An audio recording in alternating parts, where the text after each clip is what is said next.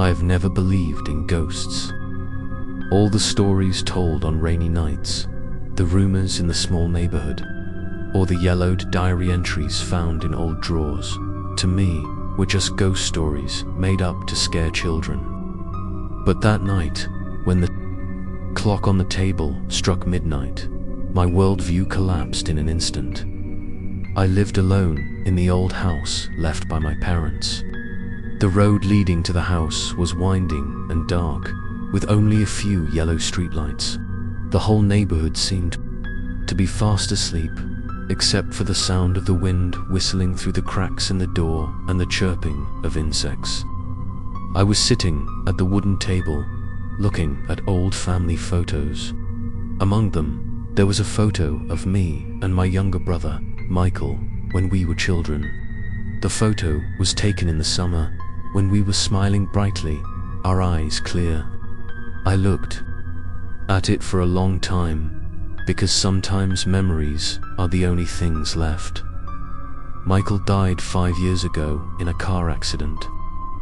I remember clearly the day the bad news came. I remember my mother's sobbing. I remember my father's pale face, and I remember myself standing still, unable to believe the truth.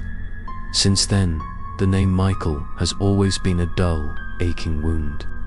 In my heart, that night, when I had just put the photo frame down, I heard a slight noise on the porch.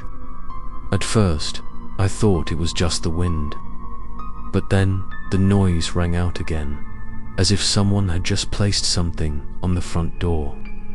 My heart pounded, a feeling of unease crept in. I stepped out and opened the door. The night wind blew in, cold, carrying with it the familiar, musty smell of the garden. On the doorstep, there was an envelope. It was old and yellowed, as if someone had kept it for a long time. I bent down to pick it up. As soon as the light in the house shone on the envelope, my heart clenched. The sender clearly wrote a name that I had not heard in the past 5 years. Michael. I stood there, frozen, my hands trembling, my breath caught in my chest. I blinked several times, thinking I was hallucinating. But no, the handwriting was still there, the familiar, curving strokes, exactly like the way Michael used to write when he was in school. I remembered every stroke of my brother's handwriting, because I had seen him write so many times, and teased him that his handwriting was ugly and crooked. Yet now, it appeared on an envelope, sent directly to me, with the exact date, today. I slowly tore open the envelope. Inside was a sheet of white paper that had turned yellow, smelling of old paper. The handwriting appeared, trembling under the pale yellow light. "Brother, I know you won't believe me, but it's me, Michael. I can't rest. I need you to hear me.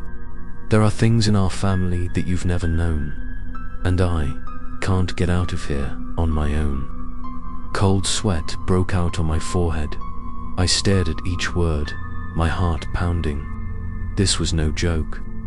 No one could imitate this tone, the way Michael often wrote, the way he always called me brother.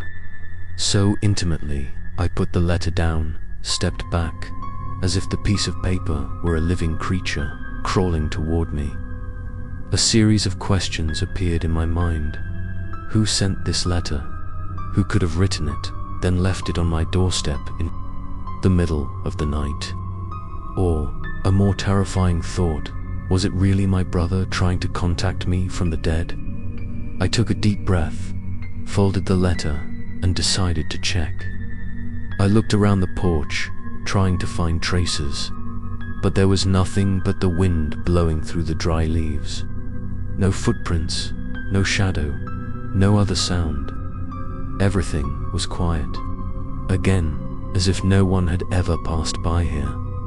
That whole night, I did not sleep. The image of the letter, the handwriting, and the haunting words kept appearing in my mind. I remembered the old stories, The horror stories my father used to tell about how the dead sometimes left traces, sent messages, or returned when there was something left to say. I used to laugh at it, used to think it was nonsense, but now I was holding in my hand evidence that made me tremble. It was almost dawn. I was still sitting in front of the wooden table, my eyes blankly looking at the letter placed there.